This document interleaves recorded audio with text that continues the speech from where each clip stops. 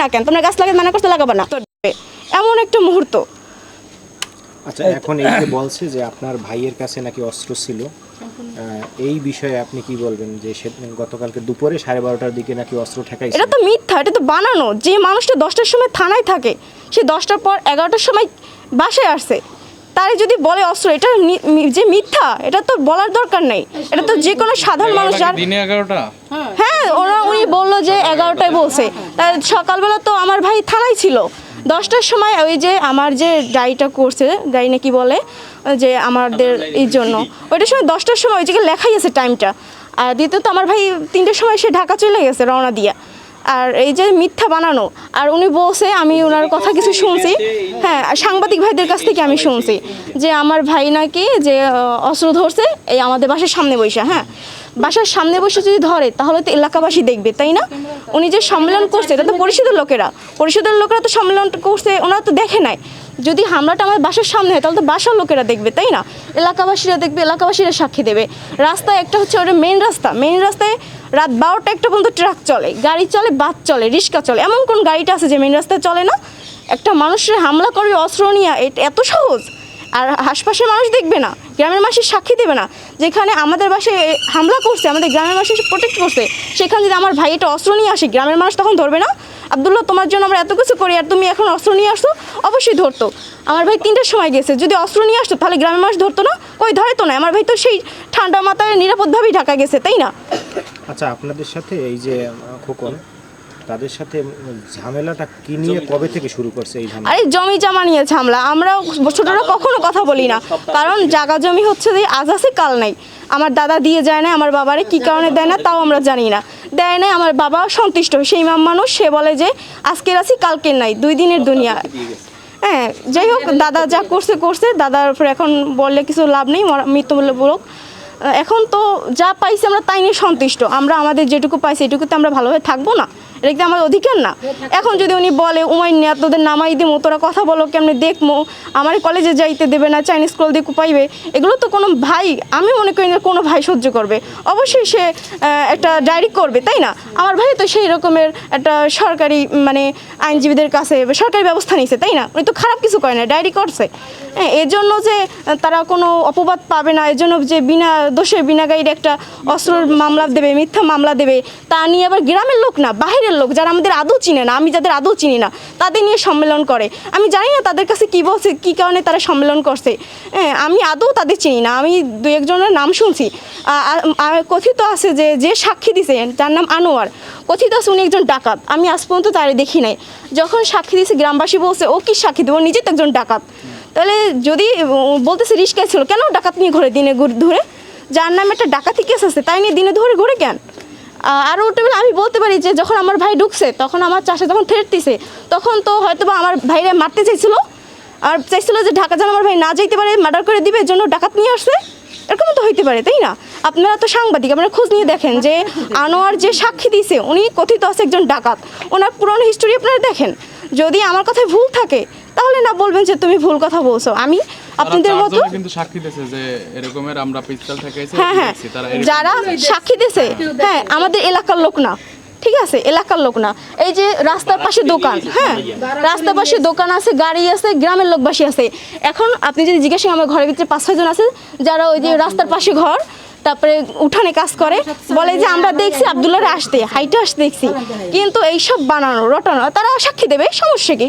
যে আমরা উঠানে কাজ করছি, যে আপনার এলাকার কোনো মানুষ এটা দেখে না, কোনো এলাকার মানুষ দেখে না, এবং তারা আমার ভাইরে কতটা ভালো জানে তাদের বক্তব্যতেই বুঝবেন। তারা বলবে এই গ্রামের মধ্যে যদি একটা ফার্স্ট ক্লাস ছেলে থাকে, একটা যে ভদ্র ছেলে থাকে, সেটা হচ্ছে আমার ভাই। যার কোনো আপনারা আরেকটা বলছেন যে আপনাদের বাড়ি হামলা করছে, আসলে এই ঘটনাটা কবে এবং কিভাবে? এটা হচ্ছে পুরনো কাহিনী। ওই দিনকে যে হামলাটা করছে, সেই জেরগুলোই কি আসলে চলতেছে এখন?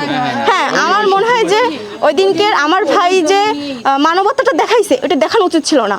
আমার ভাই যদি মানবতা না দেখাইতো, ওই দিনকে যদি জেলে নিত, কাস্টডি হইতো, তাহলে হয়তো বা ও শিক্ষা পাইতো বা ভালো হইতো। আমার বড় ভাই আর কি, যাই হোক উনি আমার বড় ভাই, আমি ওনার অসম্মান করবো না, সেও আমার বড় ভাই। যদি আপনার মার কাছ থেকে জানলাম যে ওই টিনের উপরে যে ঘটনা ঘটছে, হ্যাঁ ওই দিন আমি আর আম্মু বাসায় ছিলাম। আটক করছিল।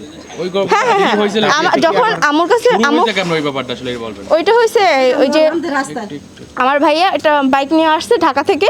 আমার ভাই আসলে বছরে কোরবানিতে আর ঈদে আসে।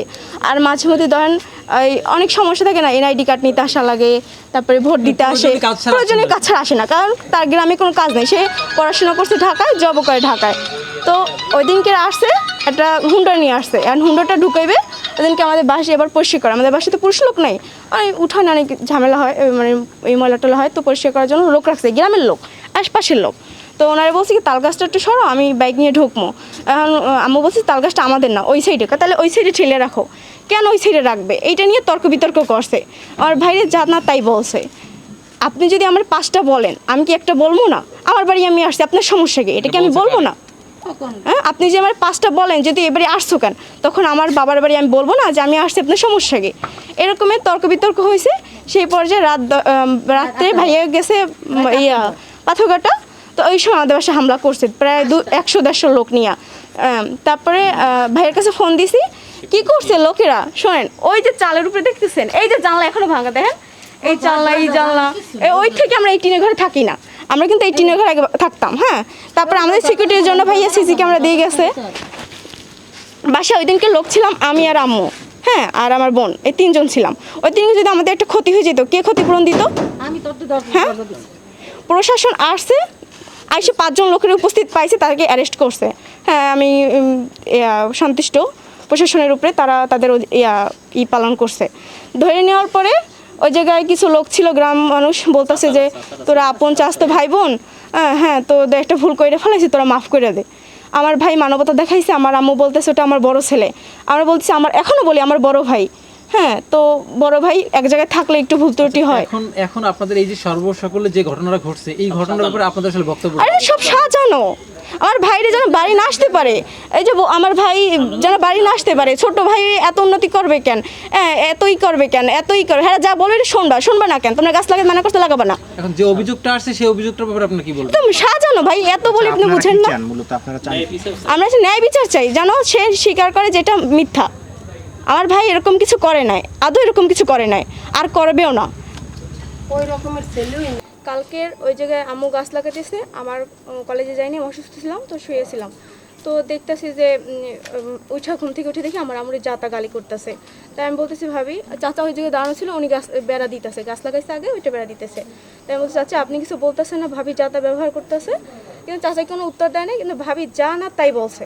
তারপরে যা তা তো বলছে আমার হুমকি দিছে, বলছে যে কি জানি একটা রামদার নাম, চাইনিজ কুড়াল, হ্যাঁ হ্যাঁ চাইনিজ কুড়াল নাকি, ওইটা দিয়ে নাকি আমার কোপাই 2 ভাগ করবে। তারপরে আমার জানা তাই বলছে। এখানে আমার ভাবি, আমার বোন, আমার ভাই, এমন কোনো লোক নাই যে যার নাম উঠে বলে নাই, বকা দেয় নাই। তারপরে আমি কি করবো, আমার তো কোনো ইয়ে নাই, চাচা ওই জায়গায়, বড় ভাবি সে, আমি কি উত্তর দিব? তাদের সামনে কথা বলার মতো সাহস আমার নাই। আমি কোনোদিন বলতে পারবে না গ্রাম এলাকার মানুষ যে আমি কারোর সামনে কথা বলছি। তারপরে ভাইয়ের কাছে বলছি আমি কান্নাকাটি করে যে ভাই আমার এইগুলো বলতেছে, আমার নাকি এরকমের রামটা দিয়ে কোপাইবে। তারপরে এটা কি জানি কুড়ালের নাম বলে আমি নিয়ে জানিও না, হ্যাঁ চাইনিজ কুড়াল, হ্যাঁ চাইনিজ কুড়াল দিয়ে কোপাইবে। তারপরে ভাইয়া বলছে কি আচ্ছা তুই কান্না করিস না, আমি আসি। ভাইয়া বাসায় আসার পর আম্মুরে নিয়ে থানায় গেছে। থানায় যাওয়ার পরে এটা সাধারণ ওই যেটা বলে ডায়েরি, হ্যাঁ ডায়েরি করছে নিরাপত্তার জন্য। 10টার সময় ওই জায়গায় ভাইয়া থানা উপস্থিত ছিল। থানায় থাকার পরে ওই জায়গায় পুলিশের সাথে কথাবার্তা বললাম, তারা বলছে আচ্ছা সমস্যা নেই, দেখবো অনেক। তারপরে ভাইয়া আম্মু নিয়ে আসছে, আম্মু বাসার ভিতরে ঢুকছে, আর ভাইয়া গাড়ি পার্কিং করতেছে, ড্রাইভার লং জার্নি করে আসছে, তো ভাইয়া একটু পার্কিং করে আসতেছে। এর ভিতরে করছে, আম্মু বাসার ভিতরে ঢুকছে আর ভাইয়া ঢুকে নাই। এর ভিতরে কতক্ষণ পর শুনি চাচা যাতা বলতেছে, ভাইয়া রে যদি আমি মুসলিম হয়ে থাকি তুই এইবারই থাকো কেমন, আমি দেখে সারমো। আমার বাবা যদি আমার মকবুল জন্ম দিয়ে থাকে তাহলে তুই এবারে কেমনে থাকো, আমি দেখে সারমো, এরকম বলতেছে। আর আম্মু বলতেছে বাবা তুই আমার একটা ছেলে, আমি এই জায়গা জমি কী করবো, তুই ঢাকা যা, তোর এই জায়গায় আসা লাগবে না, তুই যা, আমার মেয়ে দুইটা নিয়ে আমি থাই। আমার যদি কেউ কিছু বলে তাহলে গ্রামের মানুষ আমার জানে আমি কীরকমের, ওরা আমার আগেও যখন হামলা করছে তখন গ্রামবাসীরা এসে আমার প্রোটেক্ট করছে, এখন যদি আমার কিছু করে গ্রামবাসীরা প্রোটেক্ট করবে, সমস্যা নেই তুই যা। তারপর ভাইয়া আইসা ভাত খেয়ে 3টার সময় আবার চলে গেছে ঢাকায়। কিন্তু সন্ধ্যার সময় হঠাৎ করে সাংবাদিক আসছে, আয়সা বলতেছে যে আপনার ছেলে নাকি এরকম করছে। আমার মা যে নিহাত একজন সরল সোজা মানুষ, তার কথাবার্তায় আপনারা বুঝতে পারবেন।